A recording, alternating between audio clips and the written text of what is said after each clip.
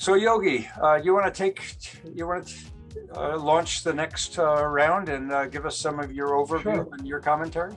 One of the observations I have, it's interesting that the minister didn't emphasize this, and maybe it's just too boring. And I noticed that the chat was all about hydrogen pipelines and ammonia, and I think that's great. But we have an opportunity to do what we already do, only do it bigger and better. So for example, the hydrogen that we produce today, significant volumes, as the minister said, is number one, used for upgrading bitumen to synthetic crude oil. Well, of all the bitumen we produce, we're only doing that to 1/3 of the bitumen that we produce.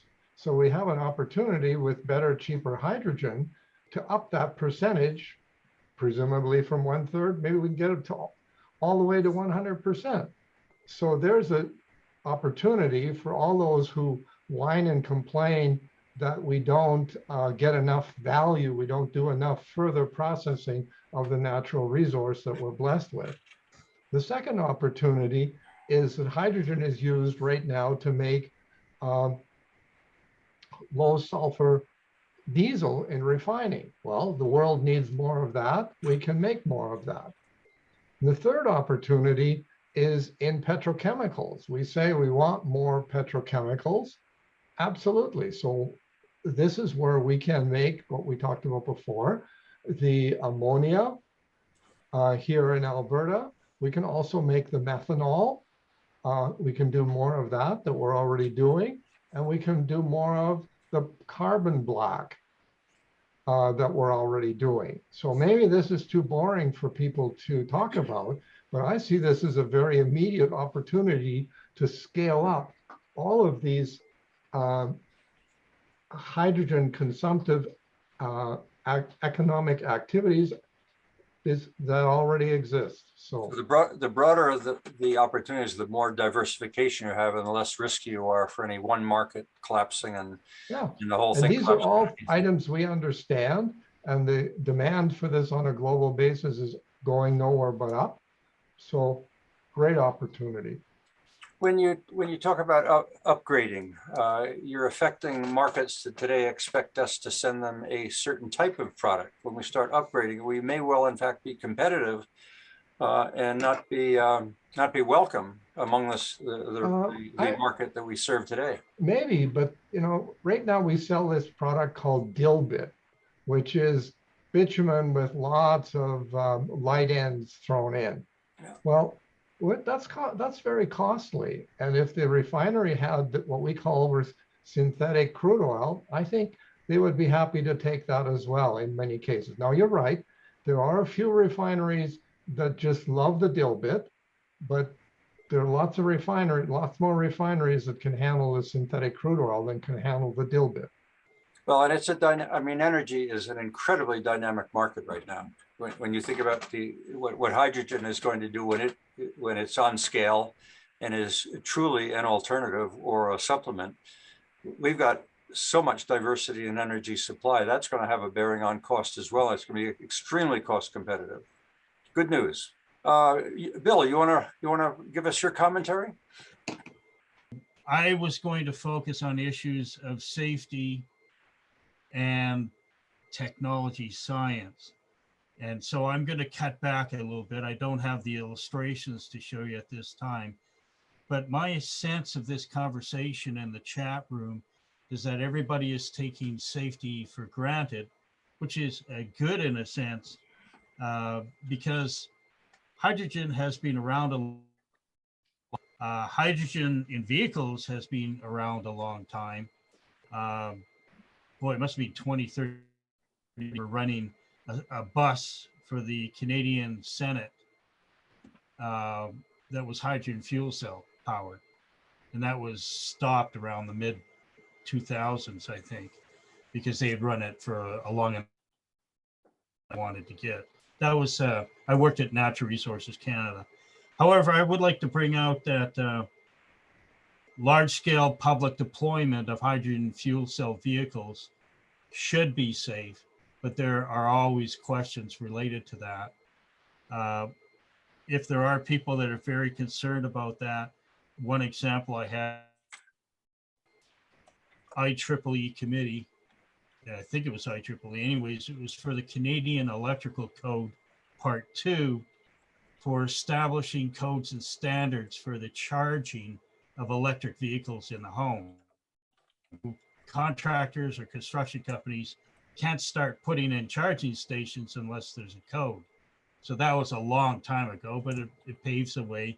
And I'm sure they've done all that a long time ago in hydrogen fuel cells. But there is an issue of follow-up. And the one particular interesting question was that mercaptan is a beautiful safety device for natural gas. If you have a leak of natural gas, you can actually smell it, which would not be the case without the mercaptans. Just high purity.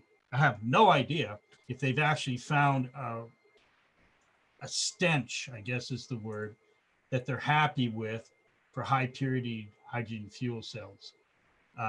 They promising ideas 10, 15 years ago, but I don't know if they're there. Hydrogen is probably the worst case scenario on criteria like flash points and flammability limits of any fuel.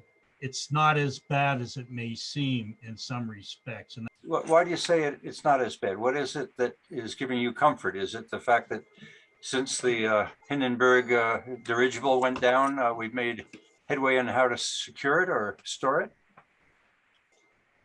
Yeah, well, often they do mention nowadays, which I was surprised to see on some of the websites because it was, but not too many people were aware of it.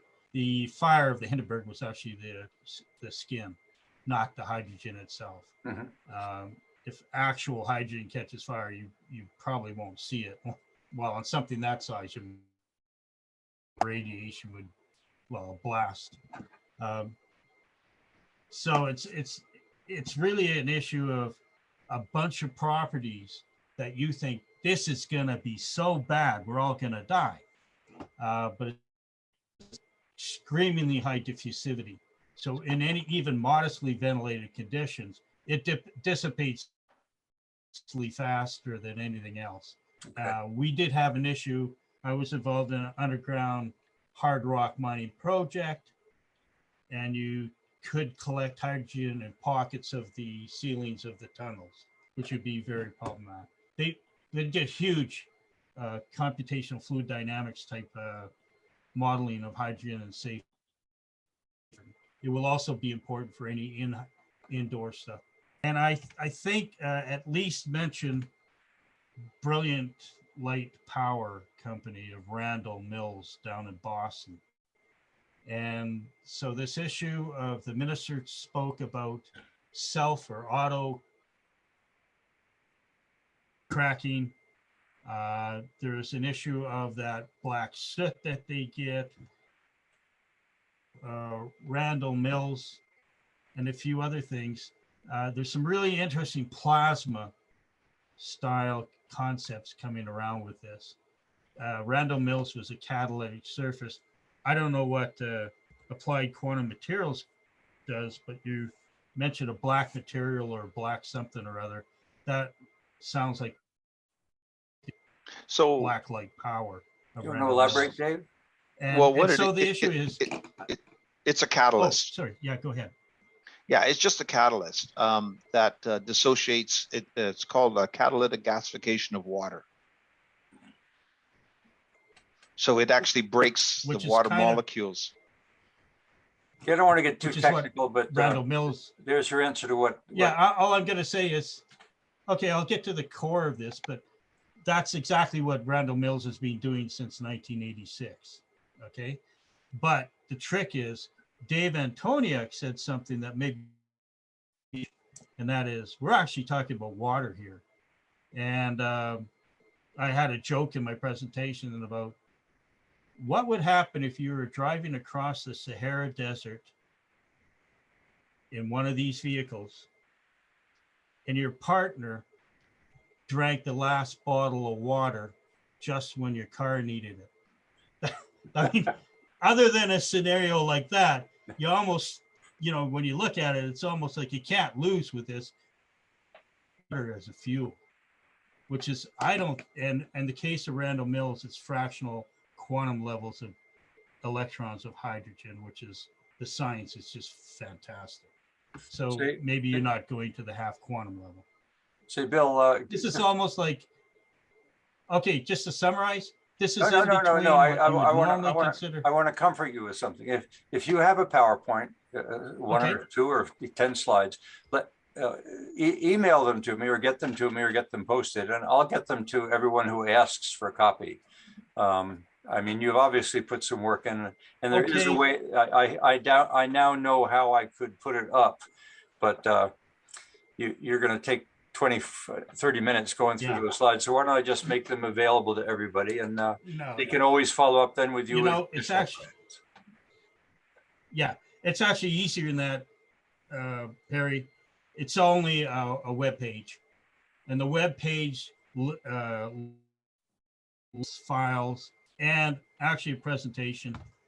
I failed on the audio side. Otherwise, I would have had a video ready for this meeting. Well.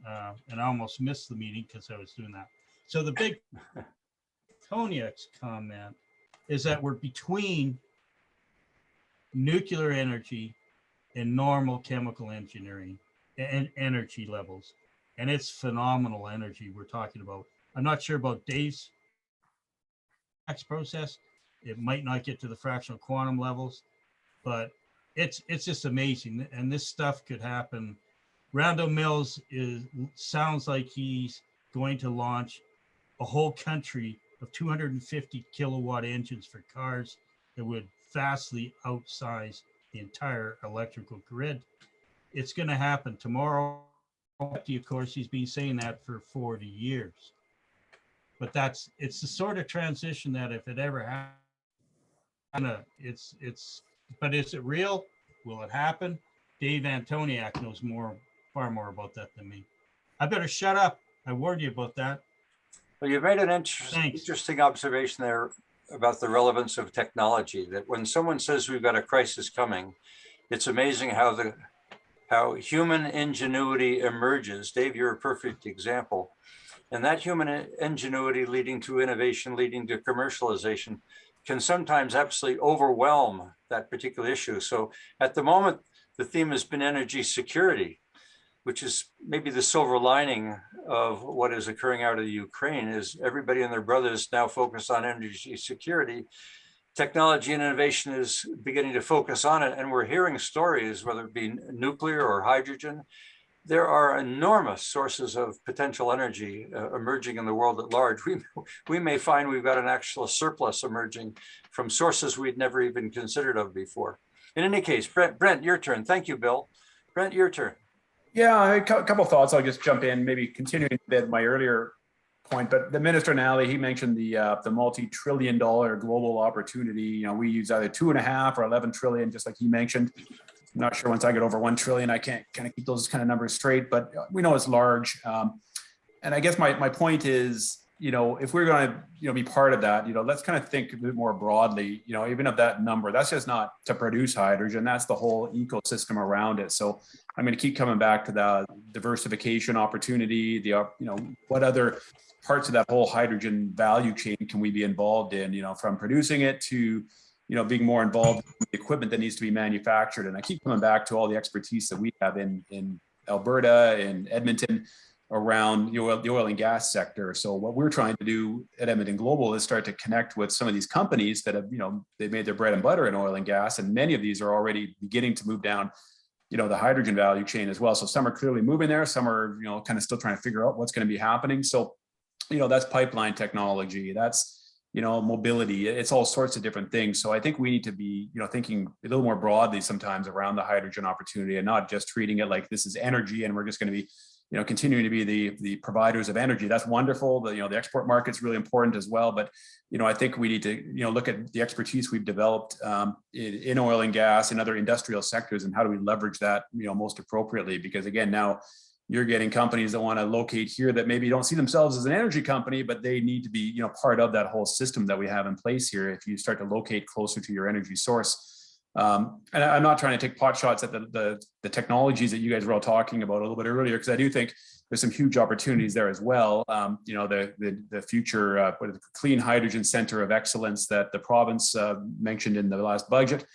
I think that'll be a bit of a virtual center. It won't be a bricks and mortar type of center. But what we're seeing is some of these technologies, including ones, that maybe were highlighted earlier. There's some of these methane pyrolysis technologies as well. They're all looking to scale up, and they're really looking at Edmonton actually as a place they want to do that. So how do we become more part of that? What's the infrastructure we need to have in place for these types of companies? And these are shorter term technologies. I think we always need to have a pipeline of future technologies over the longer term. But I guess the point I also make is a lot of these technologies, they exist today. It's more about getting them kind of into the market, doing some further de-risking around it, and not kind of searching for the perfect technology. I know there's always nuclear, there's SMRs, and those will have roles, but there's some immediate opportunities, and industry is looking to decarbonize, very quickly in the next several years. And that's why we're seeing these investments. It wasn't quite mentioned, but we talked about the refineries. I think it's the Canadian Fuel Standard that's saying, you must be at this level of carbon intensity by this point in time. And that's why they're looking at more hydrogen projects to result in that lower carbon intensity of fuel. I don't have all the technical details on it, but that is driving things forward. So it is that regulatory framework that's partially behind what we're seeing as far as these investments. But how do we go further than that? What's the rest of that value chain we want to focus on? So I think that's what I want to keep talking about. That's part of the message around our hydrogen hub here in Edmonton as well, that full value chain. Again, we get companies from Asia that are now talking to us to say, maybe there's a role for you now in some of this, the manufacturing opportunities. So, we think that's really important. That's, transformational for this region and how we view ourselves as, more than just, the energy provider of the future, but other parts of that value chain again. So like technology, I'm sure that hydrogen and the ecosystem need to be talked about. And you've used the word ecosystem really for the first time today. Is the ecosystem that available to enable Dale's vision to emerge?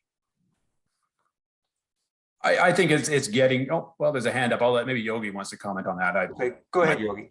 Well, at the risk of stealing Brent's thunder, I think large elements of the ecosystem are there. And you just have to look at Brent's website and scroll down the list of exhibitors. It's mind-boggling what's there. And also, I think the point the minister made about the geology that we have that enables CCUS. So I would argue that, yes, the ecosystem is there.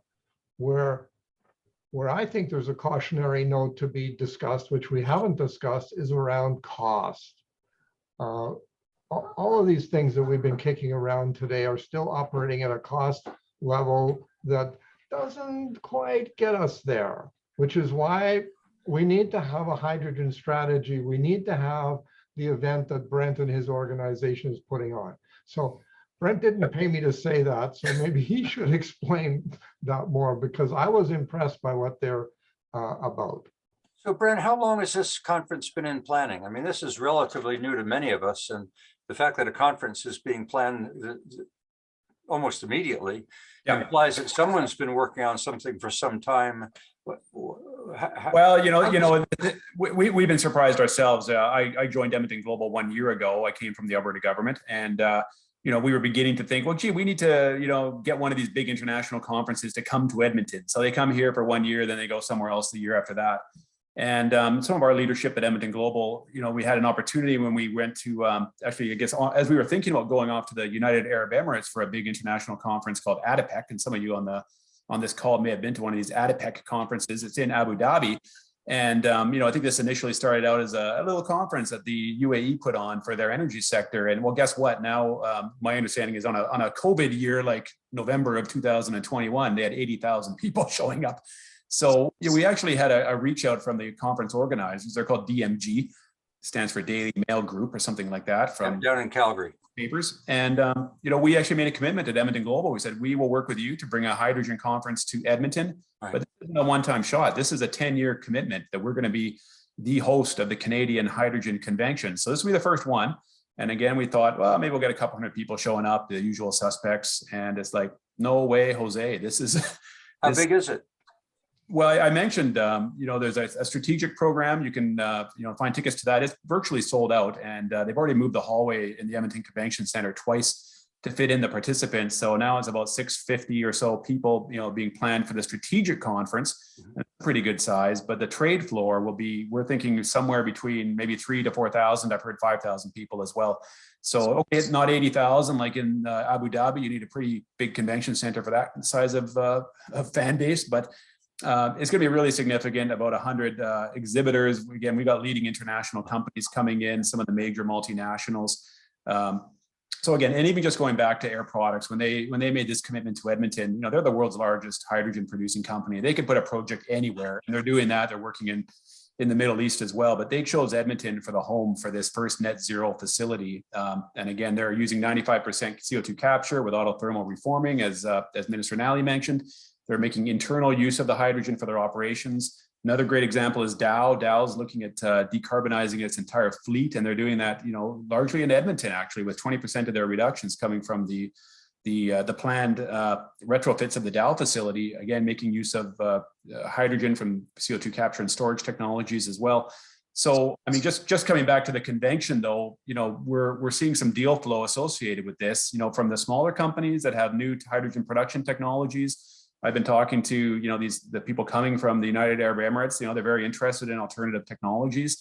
Has to be at a certain level for them to be interested, but they're looking at aviation. And I should have mentioned as well, the aviation sector and the Edmonton International Airport is really a leader, and I think they're Canada's innovation airport. They call themselves. They're one of the first airports in the world to be a net zero airport by 2040, and hydrogen looks to be a major part of their plan moving forward. So that's another game changer, and that starts to even gets back to the vehicles. When you start to talk about the Toyota and some of the vehicles, you start to look at how large fleets that maybe are operating at airports could spur the development and the demand for hydrogen mobility.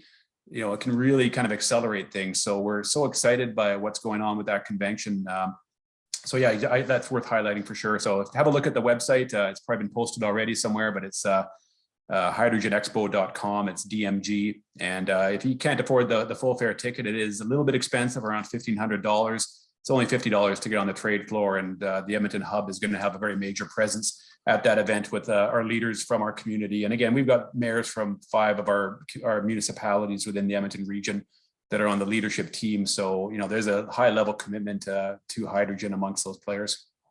So if you'll send me a little blurb, you probably got an ad that's generally available. I'll insert it in the next newsletter, because the next newsletter will provide some highlights for what we've discussed today and reference to the recording. But if I've got a notice of the ad, I'd certainly put it in there on that. The $50 level for sure will be more appealing to our audience than the $1,500. But it's a story, Barry. I was just going to add, it's interesting. Just as I was sitting in on this event, I got a note from CBC News that British Columbia is going to create a hydrogen agency to attract investments. So I was saying, the race is on, or the competition is there. I think they highlighted $4 billion of investments in their pipeline. Well, you know what? In our pipeline, we have about $30 billion, and that's just the tip of the iceberg. So how do we actually, secure those investments? What do we need to be doing? Policies, incentives. I think, again, to build out that demand, we got to be focused on what incentives government can do, federal government, provincial government, and take a very coordinated approach. So we're not just spreading little bits of dollars all over every sector, but saying, to really catalyze change, here's where we need to start. Here's the incentive. Maybe it's the trucking sector, maybe it's a different sector, and start to grow that demand quickly. Well, I'm sure it comes as a surprise to many, because this has not become mainstream in the media. I don't recall having seen an article or articles talking about the hydrogen economy. Well, there has been material on the hydrogen economy, but if Alberta is positioned as Dale is referring to, and this government is in fact behind it, and we have an ecosystem, as Yogi has said, that is in fact compatible with being a first mover, and we've got China, as we heard from our Chinese consulate when we did the sessions that Barry helped put together, that there is a pull in Asia that's enormous. I guess we look west with this as we talk about exports, and our capacity to move goods to the west is certainly better than to the east for a whole variety of reasons. we may be living in a prosperous paradise for many more years yet, in spite of what Ottawa thinks.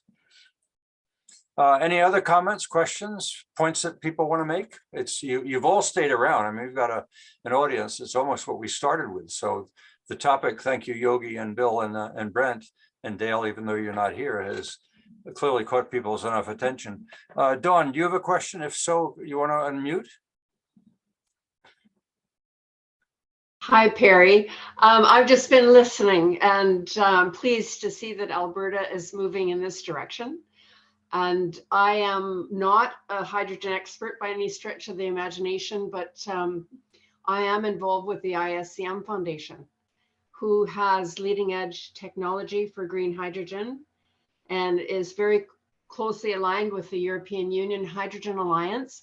And if you take a look at their list of members, you can see that some pretty prominent organizations from around the world are involved with that. So it gives you an idea of demand. And this technology, of course, can be used for fuel, for all sorts of transportation, for electricity, and it's there available for residential and commercial use. So as was indicated, you know, having a strategy, a multifaceted strategy to roll this out across Canada would be wonderful. And this group that I'm involved in, they consider Canada to probably be one of the best candidates for this technology. But, you know, I'll tell you, I've reached out to federally to the minister and didn't get much of a response. And then I've tried a little bit provincially in Alberta and BC, but not too much traction yet. So I'm really delighted that you're having this conversation today. And I hope that I can be of some help, being a born and bred Albertan, now residing on Vancouver Island, mind you. Well, thanks, Dawn. Dan, you raised questions early on in the discussion, which I thought Dale handled reasonably well, about distribution. And it was a point that was made by several on if this product and our ecosystem is ready, then one of the fundamental questions becomes one, not even of market demand, but of being able to get to market, whether it be through tankers, or he's talking about rail. And there will be a lot of competition for rail, given demand for agri-foods and demand for fertilizer, demand for energy of all forms. There's even talk now about that rail system that was being conceived of for the North, being resurrected as a major corridor to get to the coast. Barry has pointed out that Prince Rupert is emerging as a potential major port on the western coast. All of the things we've been hearing for the last 6 months about the demand in Asia for energy and agri-foods is an enormous opportunity for Western Canada if we have the transportation and distribution systems to get there and regulatory regimes that are permissive. And I just have to underscore that, given Dale alluded to whether or not what we're doing here in Alberta is understood in the East or in Ottawa and compatible with their vision of Canada reaching net zero. Dan, did he answer your question adequately? Do you want to add anything further or make any comments? Dan Moeller? By the way, nice to see you, Dan. You and I haven't touched base since we looked at the stars together through your telescope, if I'm not mistaken. Yeah, it's been a while, Perry. Thanks for introducing me. Yes, I think the questions that I had were answered. Certainly, I'd like to see everything move faster, but I guess that's just being anxious for the future, if you wish. But I think that there's another piece that maybe is worthwhile raising. It wasn't one of my questions, but that is having a national energy corridor across Canada. I think is still a great idea, and I don't know where that idea kind of got lost, but I think it needs to be resurrected again, because there's lots of opportunities not only for sharing electricity, but sharing hydrogen across the country, and then being able to get it to both the Atlantic and the Pacific. Well, postmodernism doesn't seem to care about building pipelines across Canada, but anyway, we know why it dies. It reaches the Ontario border, blah, blah, blah. I'm not going to go any further. Dale tended to duck it as well. We can open it up. Shannon, I'm sure you'd have a lot to share here about the compatibility of the visions that emerge in the West with the views of the East as to mind your manners, Western. Can I just maybe jump in, Perry? Just yeah, please do. Related comment. Bail me out. Well, I think it's maybe back to the export piece. You know, we talked about rail, and you know, I've been in some international markets over the past 6 months, and you know, we hear these incredible examples of what's happening in Australia or what's happening in the Middle East, and you know, we kind of look into the details, and you know, lots of pretty big talk, of course, but you know, then we find out, well, all this is a little pilot project to move a little bit of product, you know, from those jurisdictions where they're producing it, and not always producing it in a more environmentally friendly manner. So, you know, Australia, and again, there may be others here that know more of this story than I do, but you know, it looks like they can show we can move some product like ammonia to Japan for their markets. And then we kind of find out later, well, that hydrogen wasn't necessarily produced using CO2 capture and storage. It was from a, you know, more of a coal-based project, or, you know, a brown hydrogen, or whatever the color of the day is. So, and I think that's the story there is, oh, we're kind of losing the maybe not PR, but we're losing the references to how we want to be moving these products to global markets. So, you know, our thought was, well, maybe just simply showing that we can move ammonia. Maybe it's only one carb. I mean, we can basically do that today. So, you know, why don't we start thinking about a way to demonstrate our commitment to these export projects? You know, we know there's a 10-year timeline for the Japanese to get products there, and we may see some new technologies that emerge. But I think in the short term, it's really just to show, you know, we're in the same space here as the UAE or the Saudis or the Australians, or even Chile for that matter. And I think right now it looks like we're stalled out sometimes, and we've heard that from some of the you know, the market saying, well, are you guys getting your act together in Alberta and British Columbia and Canada? And I think we're beginning to, and there's some good positive actions we're beginning to hear about. But I think it's time that we do need to kind of show we're serious if we're going to be in this export game. Well, fortunately, we have Edmonton Global. It's going to give us a helping hand, because that's your mission. Yeah, no, and we work closely with groups like the Industrial Heartland Association. So, you know, it's very much a collaborative effort. If I may, just really as a quick moment here, I'm not going to get into the politics of East versus West. I do know of 2 other companies, hydrogen companies, one in BC and one actually operating here in Alberta, that I've been associated with.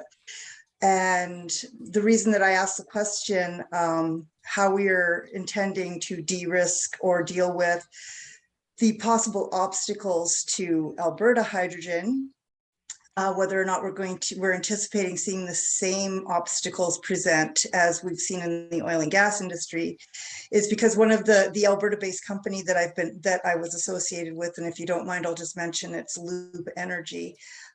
They didn't even try to take their product across Canada first. They produce it here, but they are now working in Europe and providing hydrogen for buses and that sort of thing over in Germany. And there's a much more favorable perspective and marketplace for that product.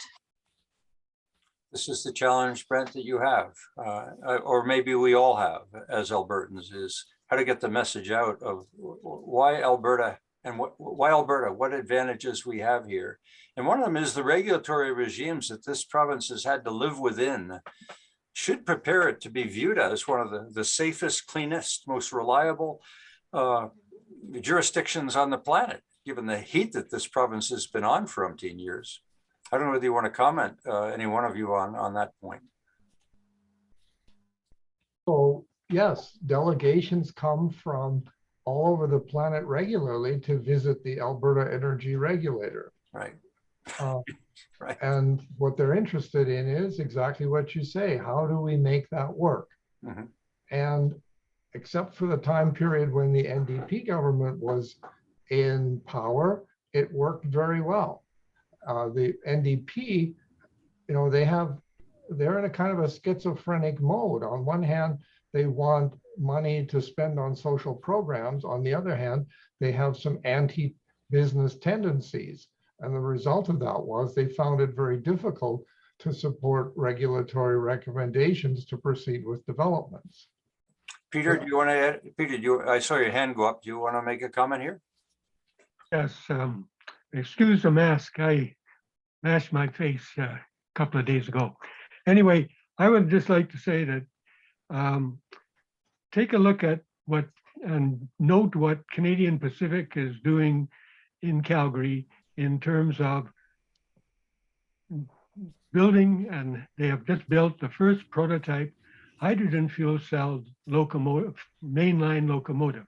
It's a project that, from my point of view, I've been working in the application of hydrogen fuel cells for the powering of trains since 2013, mostly with Hydrogenics, which is located in Mississauga, but for which we won a major contract in Germany in 2015, which now sees commuter trains in Germany operating with Canadian-built hydrogen fuel cells.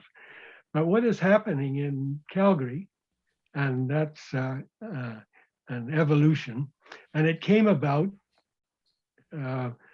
coincidentally between various projects in applying fuel cells for the powering of Canadian locomotives, switchers, and main line, which everybody thought was not a priority. But when you think about it, that the Canadian rail sector burns 2 billion liters of diesel fuel a year, and the American sector burns about 15 million gallons of diesel fuel a year. And the first, and the total interchange of railway operations in North America in terms of diesel locomotives moving back and forth. But the scenario is, and the reason that CP got involved and was initiated to look at hydrogen was that its investor, TIC in London, one of the major, said a condition of our continued investment is you've got to show real progress action that you're lowering your carbon footprint. And so that motivated them. And a very similar thing has happened with the investors of Canadian National Railway, and they have pursued a different route.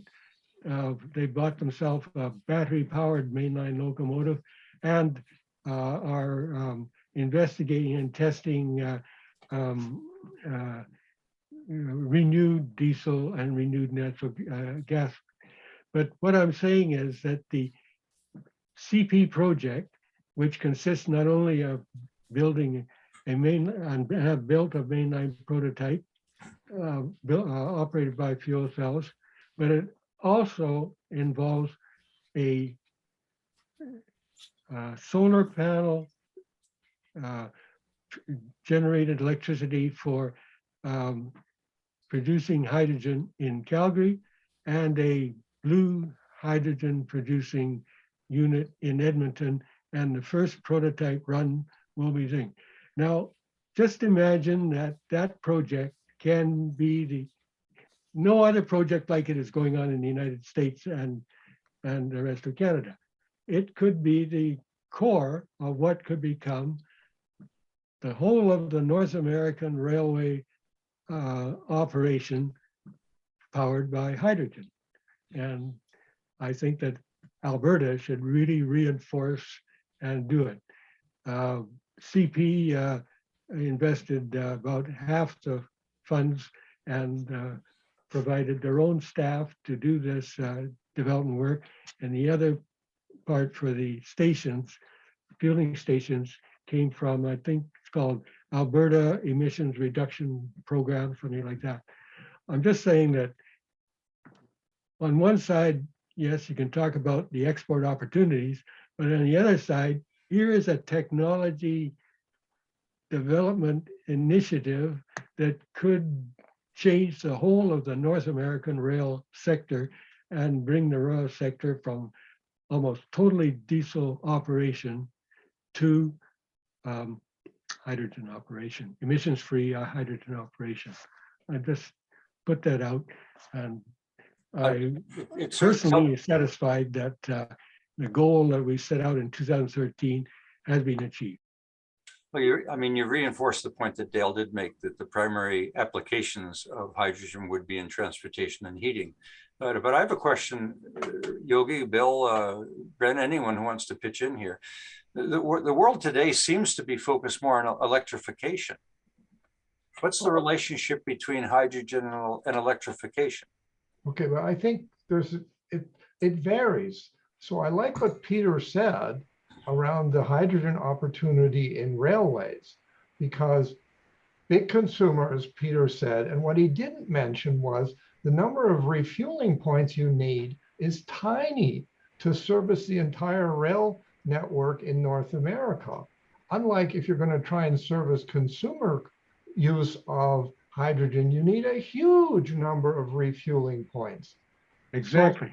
So that's a genuine opportunity, as Peter's talking about, but in Europe, it's going to be a non-starter because they have electrified their entire rail system and they're happy with that. And they've been doing that for decades. And that's been feasible because, as you can see on the map, how small and tiny and high density Europe is, the electrification works really well. When you get to North America, the area is dramatically larger, the density is lower, and electrification becomes horribly expensive. So hydrogen makes all kinds of sense. So is the opportunity, we see the opportunity then for hydrogen and transportation in North America. What about Asia? What about China?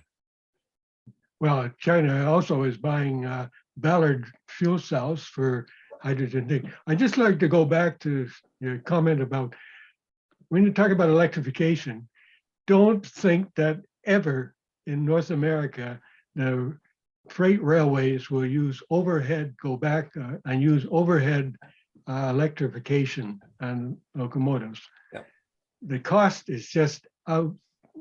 Not going to happen. Yeah, that's not really where I was going. And in Europe, believe it or not, in Germany, the reason that the purchase of 40 train sets and 80 train sets in hydrogen is because only 70% of Germany's rail lines are electrified.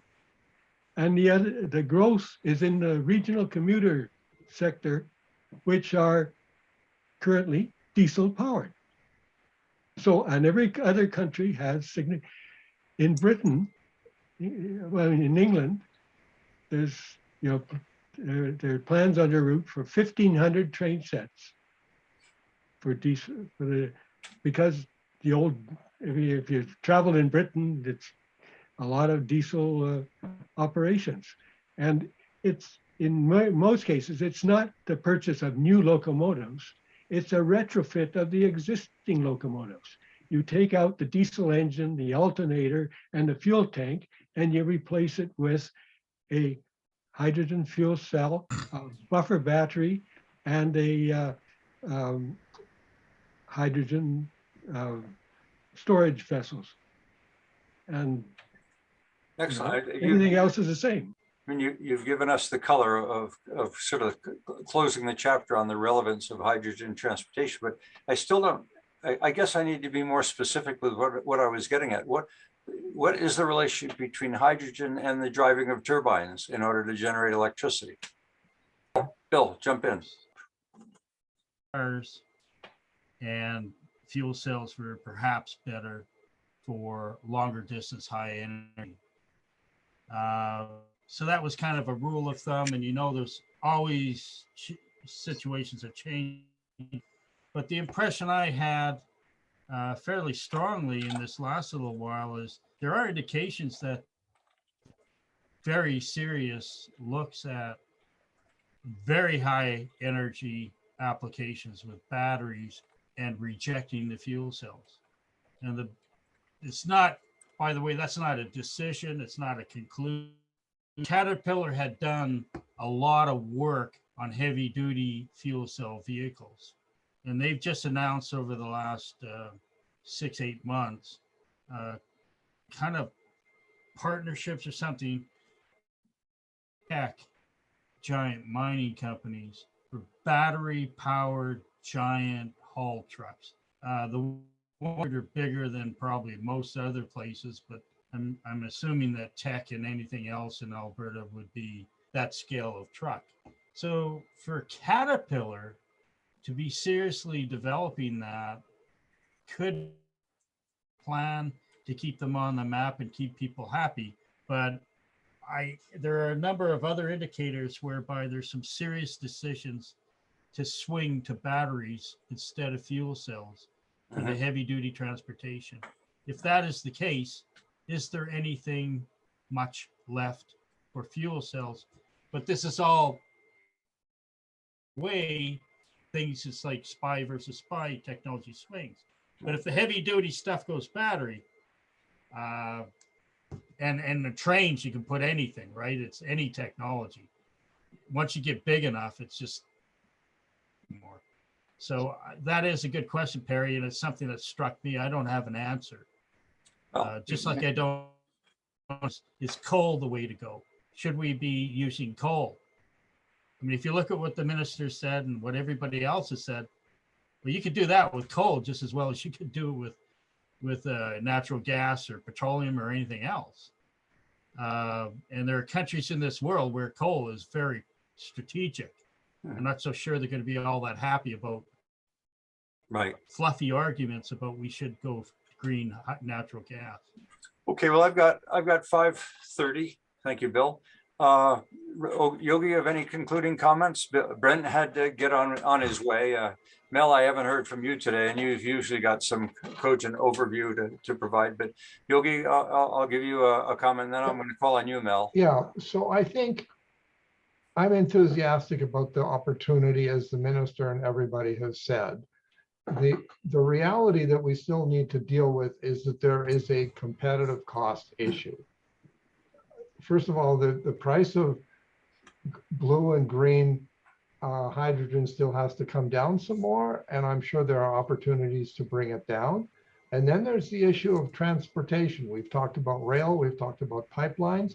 You will notice that our competitor, particularly the Middle East and Australia, are sitting right on the coast, whereas we have the better part of 1,000 kilometers of rail or pipeline that we have to deal with to get to a port.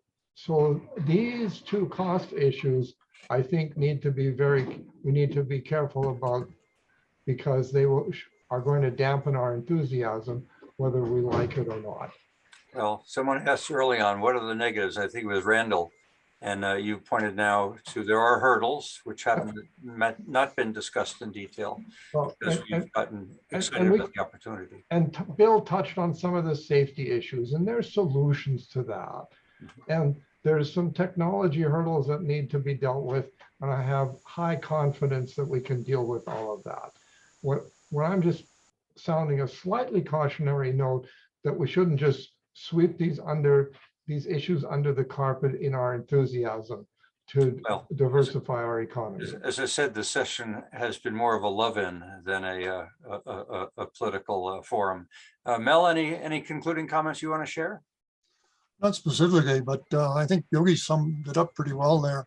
One of the big things is that hydrogen as a whole, it's been around for a long time, and it's been used as in some of the things we're talking about for a while as well. But the general public doesn't really know a lot about it. Right. And the pricing of it can be pretty costly depending on where it comes from, the various options where you can get it as well. Elon Musk doesn't really like hydrogen powered vehicles, probably competitive type things. But, when you consider 7 kilograms of hydrogen can drive a vehicle about 300 kilometers, it's not too bad. Carrying that around, you'll have some people talking about safety and that type of thing. But I think the focus of a lot of this today was really on larger, let me call it stationary production of electricity through hydrogen. And there's a lot of work that's going on, but it's really got to get into the media and be understood by the media a lot more before we really get everybody on board. And I think that point was made to Brent, is conferences are a way to help get the industry together, but that's not necessarily what's going to convince the public that it's here and now.